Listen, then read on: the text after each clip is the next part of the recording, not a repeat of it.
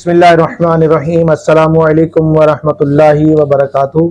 क्या हाल है व्यूवर्स, आप ठीक हैं? आपकी तबीयत ठीक है? माशाल्लाह खैर आफियत है। उम्मीद करता हूँ आप ने जितने भी साहब लेक्चर हैं उनको सुना होगा और उन पे प्रैक्टिकल किया होगा। तो आज हम अपनी एक ऑटोकैड की एक नई कमांड के साथ आपके पास हाजिर हुए हैं, तो इंशाल्लाह आज उस पर प्रैक्टिकल भी करेंगे। ये कमांड जो है एक ऑब्जेक्ट को डिवाइड करने की कमांड है कि हम एक ऑब्जेक्ट को कैसे डिवाइड करते हैं। एक ऑब्जेक्ट लगाया, एक सर्कल लगाया, DIV है। तो आज हम इसका प्रैक्टिकल करेंगे और प्रैक्टिकल करने के साथ साथ मैं आपको इसको एक और कमांड है जिसको हम पॉइंट कहते हैं, तो वो पॉइंट लगाना भी मैं आपको सिखाऊंगा कि पॉइंट कैसे लगाए जाते हैं एक ऑब्जेक्ट के ऊपर। तो चलते हैं हम अपने लैपटॉप पे।